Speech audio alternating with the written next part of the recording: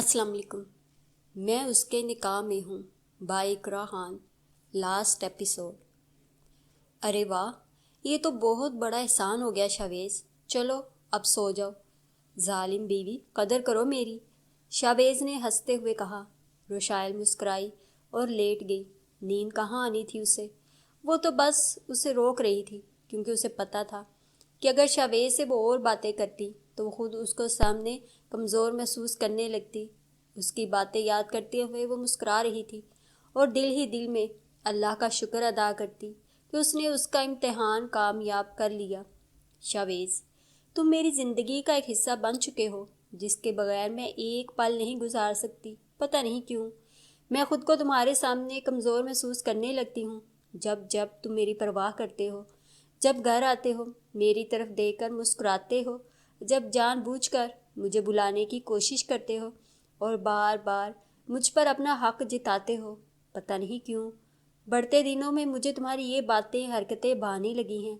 चाहे तुम जैसे भी हो, लेकिन अब मैं तुम्हारी हूँ और ये बात शायद मुझसे कभी ना इकरार हो सके, क्योंकि शायद माजी के ज़ख्म इतने गहरे निशानात छोड़ गए हैं कि रूह कांप उठती है। रुशाइल ने शावेज़ की तरफ मुंह किया, जो सोया हुआ था। शावेज़, उठो उठो बाबा, नीचे तुम्हारा नाश्ते पर इंतज़ार कर रहे हैं। वैसे हद होती है, कितनी दफ़ा कह चुकी हूँ मैं जाने लगी हूँ। ठीक है, बाद में आते रहना। अच्छा अच्छा, आ गया। हाँ आ जाओ प्लीज़, ये मैंने तुम्हारे कपड़े निकाल कर रखे हैं। फ्रेश होकर जल्दी से नीचे आ जाओ। रुशाइल ये कहते हुए कमरे से बाहर निकली। ये ले बाबा, आपका juice. Thank you so much बेटा। आओ तुम भी नाश्ता करो। जी। रुशाइल ये कहते हुए चेयर पर बैठ गई। सबीन को नाश्ता दे दिया? जी हाँ, मुलाजमा के हाथ भिजवा दिया था। आपको तो पता है वो मुझे देखना पसंद नहीं करती। कुछ नहीं होता बेटा, सब कुछ ठीक हो जाएगा। शावेज़, जी बाबा जानी, वो आज हमारी मीटिंग थी मिस्टर मकसूद के साथ। जी आज 11 बजे है। चलो ठीक है, मैं चलता हूँ, मिस्टर मिर्ज़ा कहते हुए बाहर की जानिब रवाना हो गए। हेलो सारा मेरी जान, मेरे पास आ जाओ, मैं बहुत बीमार हूँ। तो वो उखड़ी। तो क्या बेटा, मैं उस मनहूस की शक्ल नहीं देखना चाहती। देखें खाला, वो मनहूस तो अब आपके घर की बहू बन चुकी है। अब चाहे आप उसे जो मर्ज़ी कहिए, आपके बेटे ने उसे घर से निकालने की बजाय मुझे घर से निकाला। अरे वाह, सारा खेल आप खेलती रही शावेज़ के साथ और विलन मैं। वाह, बहुत अच्छा गेम प्लान किया है। ये तुम क्या कह रही हो बेटा? वही कह रही हूँ जो आपने सोचा और किया। और एक बात याद रख लें, मैंने शादी सिर्फ शावेज़ के साथ करनी है, पूरे ख़ानदान के साथ नहीं, कि सबका ठेका नहीं लिया हुआ मैंने। सुन लिया आपने? भाड़ में जाएं आप और आपका बेटा। सारा ने यह कहते हुए फ़ोन बंद कर दिया। सबीन वहीं दंग सी रह गई। उसका अपनी बहन का खून ही उसके साथ इतनी बदतमीज़ी के साथ बात कर रही थी। सारा, जिसके लिए मैंने उस लड़की को इतनी बातें सुनाई, और आज वही मुझे बेसहारा छोड़ गई। शायद ये मुझे सज़ा मिली है जो मैंने उसके साथ इस कदर जुल्म किया। सबीन की आंखों में आंसू बहने लगे। उसका दिल कह रहा था कि वो ऊंची ऊंची रोए, लेकिन वो क्या करती। आंटी, ये दवाई ले लें। जैसे रुशाल अंदर दाखिल हुई, उसने मेज़ पर दवाई रखी और बाहर जाने लगी। रुको। सबीन के कहने पर उसके कदम वहीं रुक गए। इधर आओ, मेरे पास बैठो। सबीन ने अपने हाथ से बेड पर बैठने का इशारा किया। वो हिचकिचाई और बेड की तरफ बढ़ी। सबीन ने रुशाइल का हाथ अपने हाथ में लिया और कहा, अगर मैं ये कहूँ कि मुझे माफ़ कर दो, तो क्या तुम मेरे सारे जुल्म बुलाकर मुझे माफ़ कर दोगी? सबीन की आवाज़ में निदामत झलकी। आंसू से उसका चेहरा भीगा हुआ था। जी, मैं आपको माफ़ कर दूंगी, क्योंकि उफ़ू दर्द गुर्जर करना सबसे बड़ी बात है। तो खुदा के लिए रुशाइल, मुझे माफ़ कर दो। मैंने तुम्हारे साथ बहुत बुरा किया है, तुम्हें इतनी अजियतें दी। बस एक दफ़ा मुझे माफ़ कर दो। शायद तुम्हारे साथ ये सब कुछ करने की सज़ा पाई है मैंने, कि अब अपने ही मुझे छोड़ गए हैं। नहीं आंटी, ऐसी बातें मत करें। इंशाल्लाह सब कुछ ठीक हो जाएगा। और रही बात माफ़ करने की, वो तो मैं आपको कब का कर चुकी हूँ। प्लीज़ आप रोइए मत। क्या करूँ रुशाइल, ये आंसू रुकते नहीं। मुझे खुशी है कि अल्लाह ने आपको सीधे रास्ते पर चलाया। बेटा, تم نے مجھے اتنی جلدی معاف کر دیا. میں نے تم پر اتنا ظلم کیا. کیا کیا نہیں کہا تم نے اور تمہارے کردار پر انگلیاں اٹھائی. حتیٰ کہ میں یہ تک بھول گئی کہ خدا کی لاٹھی بے آواز ہوتی ہے. کسی پر انگلی اٹھانے سے پہلے یہ سوچ لینا چاہیے کہ 4 انگلیاں ہماری طرف بھی اٹھتی ہیں. میں نہ تو ایک اچھی ساس اور نہ ہی اچھی ماں بن سکی. اپنے ہی سگے بیٹے کی خوشیوں کی دشمن تھی. اس قدر کہ اپنے انہی ہاتھوں سے خود اپنے بیٹے کی خوشیاں چھین لیں اور اس کو اس کی محبت سے الگ کرنے کی بہت کوششیں کی. لیکن دیکھو نا، اس کی محبت میں تڑپ تھی کیونکہ وہ گڑیا سے بہت پیار کرتا تھا اور کرتا ہے، اور تمہارا نکاح بھی اسی سے ہو گیا. مجھے معاف کر دو بیٹا، میں بہک گئی تھی. میں نے وحید صاحب اور مرزا سکندر کی دوستی میں دراڑ پیدا کر دی صرف اس لیے کہ تم دونوں کا رشتہ نہ ہو سکے. لیکن میں شاویز کے دل سے کبھی تمہیں نکال نہ پائی. خدا کے لیے رشائل، مجھے معاف کر دو. جیسے سبین نے اپنے دونوں ہاتھ اس کے سامنے کیے، اس نے جلدی سے ان ہاتھوں کو تھام لیا. نہیں نہیں آنٹی، آپ ایسا مت کریں. اور رہی بات معافی کی، تو میں نے آپ کو معاف کیا. اگر میرا خدا اتنا رحیم و کریم ہے اور وہ چاہتے ہیں کہ آپ درست راستے پر چلیں، تو پھر میں کیسے آپ کو روک سکتی ہوں؟ آپ میری بڑی ہیں. ہاں، جو بھی غلطیاں ماضی میں ہوئیں ان کی تلافی تو کی جا سکتی ہے، اور مجھے یقین ہے امی سب کچھ بلا کر پہلے جیسی ہو جائیں گی. یہ سنتے ہی سبین پھوٹ پھوٹ کر رونے لگی اور اس نے بے اختیار رشائل کو اپنے سینے سے لگا لیا. میری بچی، تم بہت اچھی بیٹی ہو رشائل. آپ بھی بہت اچھی ہیں. رشائل کی آواز بھیگ گئی. خدا نے اسے اتنی خوشیوں سے نواز دیا. واقعی خدا تعالیٰ بڑا نوازش والا ہے، جو اپنے بندے کو امتحان میں کامیابی پر بہت خوشیوں سے نوازتا ہے. اور آج اس نے مجھے میری زندگی کی ساری خوشیاں لٹا دیں. کچھ ماضی کی تلخیاں تھیں جو کبھی بھولی تو نہیں جا سکتی تھیں، لیکن بھولنے کی کوشش تو کی جا سکتی تھی. زندگی کا یہ اصول ہوتا ہے، آزمائش کے بعد خوشی دستک دیتی ہے. لیکن آزمائش کے مراحل اتنے آسان نہیں ہوتے. اس میں صبر و شکر اور تحمل سے کام لینا پڑتا ہے، اور اگر اسی اصولوں کو ہم اپنا لیں تو ہماری زندگی سنور جاتی ہے. وہ کہتے ہیں نا، ہر غم کی کالی رات کے بعد خوشی کا اجالا ضرور ہوتا ہے. Hello Mrs Shaviz. Shaviz please ایسے چوروں کی طرح نہ ڈرایا کرو. کیوں، تم ڈر گئی؟ نہیں، میں تو نہیں ڈری. اس نے جوس کا گلاس پکڑتے ہوئے کہا. کہاں لے کے جا رہی ہو؟ آنٹی کو جوس دینا ہے. اوہ اچھا، کیوں، کیا ہوا؟ ہوا تو کچھ نہیں، پر شاید اب ہو جائے. کیا بات ہے؟ بات یہ ہے ملکہ عالیہ، آج رات کو ڈنر کرنے آپ میرے ساتھ باہر جائیں گی. تو بولیے، منظور ہے. بالکل بھی نہیں، میں اس معاہدے کو مسترد کرتی ہوں. دیکھ لیجئے، نہیں تو. نہیں تو؟ اس نے بات آگے بڑھائی. نہیں تو ہم آپ کی یاد میں شراب پی لیں گے. تم مجھے دھمکی دے رہے ہو؟ نہیں، میں بتا رہا ہوں. ایسا کرنے سے کیا ہوگا؟ ہوگا تو کچھ نہیں، بس ذرا گھر لیٹ آؤں گا. شراب؟ شاویز، تمہیں میری قسم ہے کہ تم شراب نہیں پیو گے. اس نے گھبراتے ہوئے تلقین کی. جب تم آؤ گی نہیں تو پھر کسی کو تو ساتھ ہونا چاہیے. رات 9 بجے گاڑی میں تمہارا انتظار کروں گا.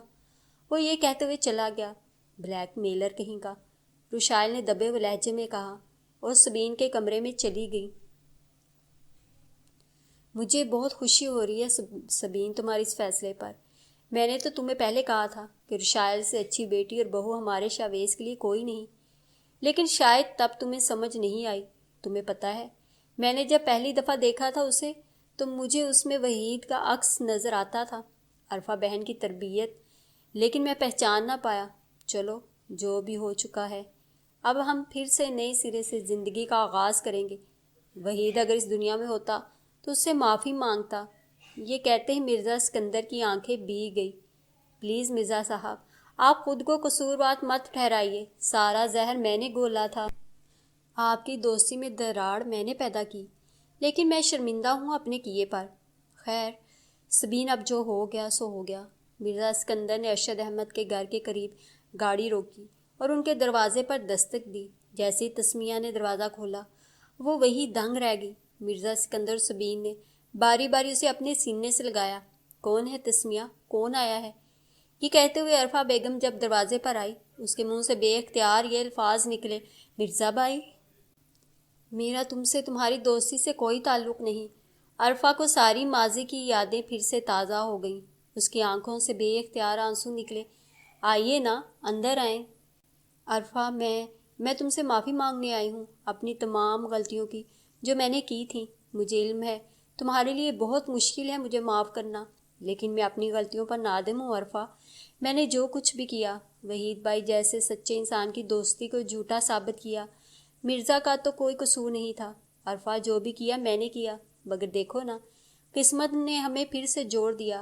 ہمارے بچوں کا نکاح میں بندھنا ایک کڑی تھی جس نے ہم دونوں خاندانوں کو ملا دیا۔ عرفہ خاموش تھی۔ وہ کیا کہتی؟ جو بھی کہنا تھا وہ تو وحید صاحب کہتے، لیکن اب وہ اس دنیا میں نہیں رہے۔ دیکھیں بابی، آپ فکر مت کریں، ہم ارشد صاحب کا علاج بہتر سے بہتر کروائیں گے، پریشانی والی کوئی بات نہیں۔ مرزا اسکندر نے تحمل انداز میں کہا۔ اچھا بابی، اب ہم چلتے ہیں، آپ بھی آئیے نا، رشائل کو اچھا بھی لگے گا۔ جی جی ضرور، عرفہ نے مسکراتے ہوئے کہا۔ وہ گاڑی میں بیٹھا اس کا انتظار کر رہا تھا۔ 9 بجنے میں 1 منٹ رہ گیا تھا کہ رشائل سامنے سے آتی ہوئی معلوم ہوئی۔ بلیک فراک میں ملبوس انتہائی خوبصورت لگ رہی تھی، چہرے پر رنگت کا نور، تیکھے نکوش اور معصومیت کا پہرا تھا کہ ہر کوئی دیکھتا رہ جائے۔ مجھے پتا تھا تم آؤ گی، کیونکہ تم نہیں چاہتی تھی کہ میں شراب پیوں۔ نہیں، ایسی تو کوئی بات نہیں ہے جو تم سوچ رہے ہو۔ ویسے آج تم بہت پیاری لگ رہی ہو، کیوں پہلے نہیں تھی؟ نہیں، میرے کہنے کا مطلب یہ نہیں تھا، تم تو مجھے ہمیشہ سے خوبصورت لگتی تھی اور لگتی ہو، تبھی تو یہ دل تم پر ہار گیا۔ اس نے صرف تمہارے آگے گھٹنے ٹیک دیے۔ واہ، بڑی شاعرانہ باتیں کرنے لگے ہو۔ جی، آپ کی محبت کا اثر ہے۔ تم کوئی اور بات نہیں کر سکتے؟ جی ضرور کریں گے، لیکن اس وقت صرف میں تو آپ کی ہی باتیں کروں گا۔ جیسے شاویز نے کہا، وہ ہلکا سا مسکرا دی۔ پاگل، رشائل نے مسکراتے ہوئے کہا۔ تیرے پیار میں، شاویز نے بھی مسکراتے ہوئے کہا۔ ارسل، تو مجھے کہاں لے آیا ہے؟ جیسے ہی ارسل نے شاویز کی آنکھوں سے پٹی کھولی، شاویز ایک دم چونک گیا۔ یہ وہی جگہ تھی جہاں یہ چاروں دوست بیٹھ کر اپنی زندگی کا ایک قیمتی وقت گزارتے تھے۔ شاویز کی آنکھوں میں آنسو آ گئے۔ دوستی کا رشتہ تھا ان کے درمیان، لیکن جواد کی بے رخی سے شاویز اب کبھی ان کے ساتھ اکٹھا نہیں بیٹھا تھا۔ یار شاویز، اب ایسے تو مت کر، دیکھ معافی مانگتا ہوں یار، مجھے معاف کر دے، صرف ایک دفعہ۔ سالے، گلے سے لگا، بڑا ترس گیا ہوں۔ جاوید کی آنکھوں میں آنسو لہروں کی طرح ٹپک رہے تھے۔ وہ اپنی غلطی پر شرمندہ تھا۔ چل پیچھے ہٹ۔ شاویز نے اسے دھکا دیا اور پھر زور سے اسے گلے لگا لیا۔ یہ دوستی کی مثال ہے یارو، کیونکہ دوستی وہ رشتہ ہے جو دلوں میں بس جاتا ہے، جو سانسوں کو جوڑ دیتا ہے۔ پھر تعلق توڑنے کی بات ہی کیا۔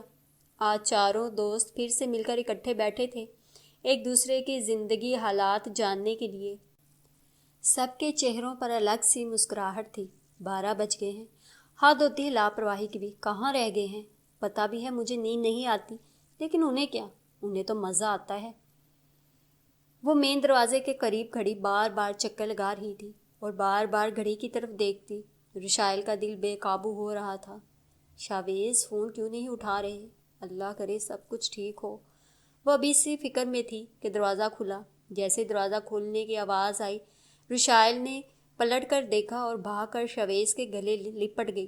شکر ہے تم ٹھیک ہو، پتہ ہے تم نے میری جان نکال دینی تھی۔ پتہ بھی ہے شاویز میری کیا حالت ہو جاتی ہے جب تم گھر لیٹ آتے ہو۔ وہ مسلسل بول رہی تھی۔ ابھی تک اس نے مضبوطی سے شاویز کو جکڑا تھا۔ بات کرتے کرتے وہ اچانک رک گئی، کیونکہ شاید وہ سب کچھ بول گئی تھی جو وہ شاویز کے سامنے بولنے سے کتراتی تھی۔ میں رشائل موضوع تبدیل کرنا چاہ رہی تھی، لیکن اس کی زبان اس کا ساتھ نہیں دے رہی تھی۔ شاویز نے اسے اپنے سامنے کیا اور اس کے ماتھے پر چوما اور کہا، جب تک تم میرے ساتھ ہو مجھے کچھ نہیں ہو سکتا۔ وہ میں فرینڈز کے ساتھ لیٹ ہو گیا اور ہاں، شراب کو ہاتھ نہیں لگایا۔ اس بات پر وہ دونوں مسکرا دیے۔ خوشیاں ہی خوشیاں ان کی زندگی میں باہر آئی تھیں، شاید جن کی توقع رشائل نے نہیں کی تھی۔ سبین، مرزا اسکندر کا رشائل کے ساتھ ساتھ اس کے گھر والوں کے ساتھ بھی گہرے رشتے اور محبت میں بندھ گئے تھے۔ دونوں گھر آپس میں ہنسی خوشی ملتے اور آخر بڑوں کے درمیان طے پانے والے فیصلے پر رشائل اور شاویز کی ایک بار پھر سب رشتہ داروں کے سامنے دھوم دھام سے شادی کی گئی اور سب کے سامنے رشائل کو شویز اسکندر کی بیوی تسلیم کیا گیا۔ 2 سال بعد تمہاری عادتیں آج بھی ویسی کی ویسی ہیں شویز، جلدی اٹھو، اتنا ٹائم ہو گیا ہے۔ رشائل نے شویز کو آواز دیتے ہوئے کہا۔